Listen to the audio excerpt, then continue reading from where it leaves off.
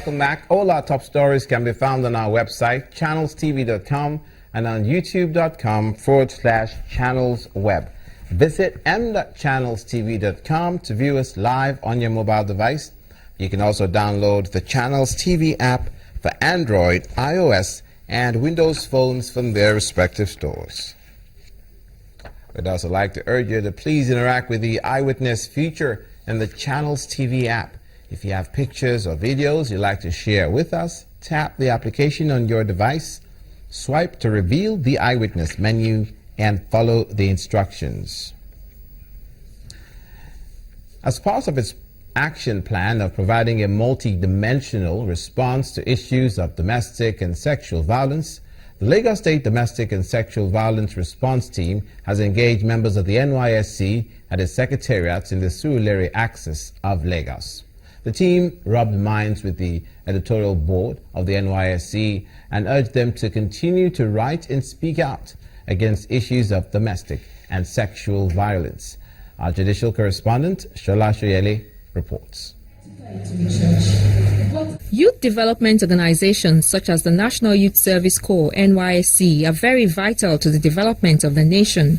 And this is just one of several reasons why the Lagos State Domestic and Sexual Violence Response Team and other groups engaged in youth development was at the NYSC Secretariat to get their buy-in into issues of domestic and sexual violence. As at 5th of February, in Lagos State, we have 569 sexual offenses against children, cases waiting to be arraigned. How many courts do you think we would have for that? And that's why you have to understand the motive of this talk. We want you to help the state while you are serving, part of your service. How do we reduce the incidence of rape? It is not by apportioning blame.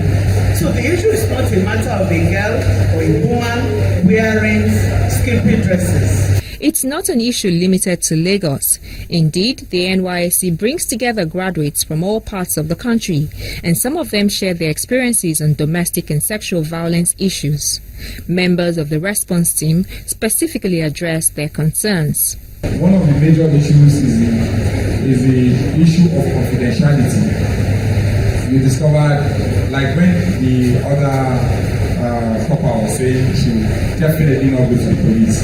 I understand it's possibly because of that issue of confidentiality. Now this particular aspect is being handled, and the way we're handling it is that those sections that have been trained understand that when you come to report at the police station, you should not be allowed to repeat your story over and over again.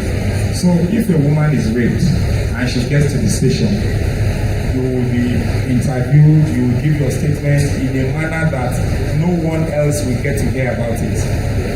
And you can be very, very sure.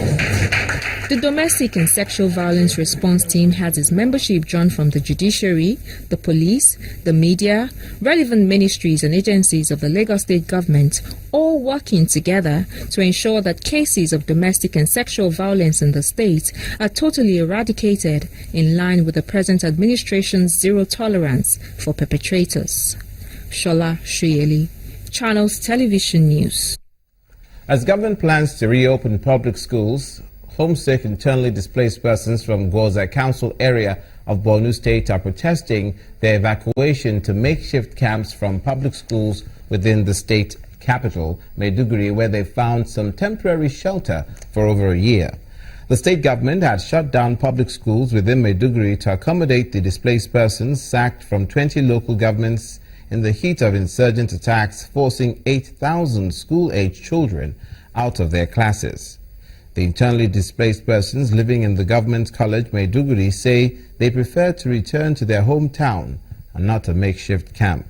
The chairman of the State Emergency Management Agency, Ahmed Satomi, says 700 tents have already been constructed at the Bakassi camp to house IDPs from Mongonu and Gwoza local government. Satomi says the Yaroa Secondary School and Women Teachers College, amongst others, have already been evacuated. The outlawed Boko Haram had overrun Gwoza late 2014 in a bloody attack, but the Nigerian military announced the liberation of the town last year by March. Let us go to the southwest now, in Oyo State to be particular. The governor, Abiola Ajimobi, has ordered the immediate reconstruction of Ife Shawapo Community Primary School in Boluwaji after the inferno that recently engulfed the area. Governor Ajimobi promised to provide new school uniforms for all the pupils and insisted on teaching with languages in the schools.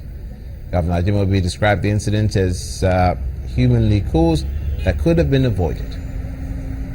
Condolences to them. Some lives were lost, properties destroyed,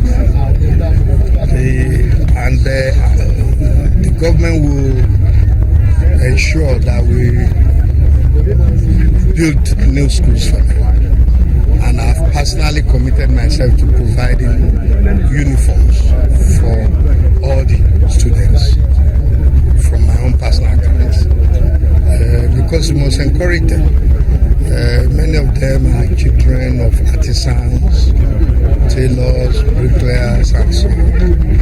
And I'm a product of that same environment. And I believe that if not for my education, I would not be where I am today.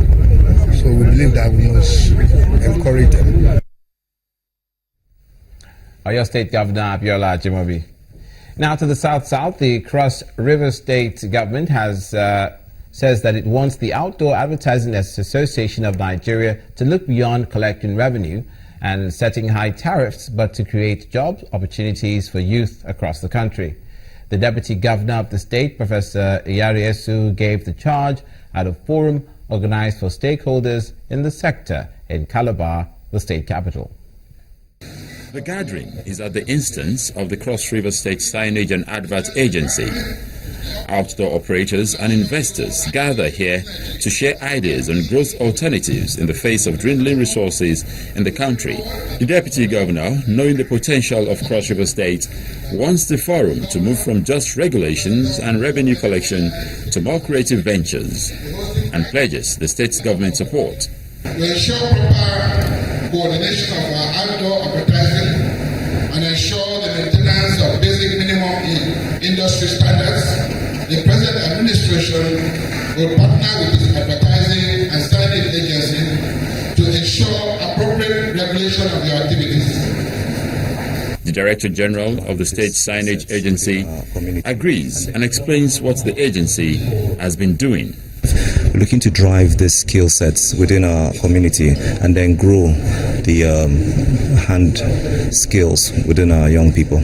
But what I can tell you is that the kind of skills that will be generated are lifelong skills, skills that can be translated into economic value over time and not just within this bad economic period. We need governments who will be very sensitive to the plight of the people. As we speak, most of our clients are dropping budgets. Why are they dropping budget? Because they cannot access foreign exchange to import and manufacture whatever they need to manufacture. If both parties strengthen this cooperation and begin to reap the results, then the ordinary citizen on the street may soon start to feel the impact on the economy of the state. The government has been encouraged to put in place measures to safeguard the country's coastline concerning the ocean sea surge encroaching on the land. Details in just a moment. Stay with us.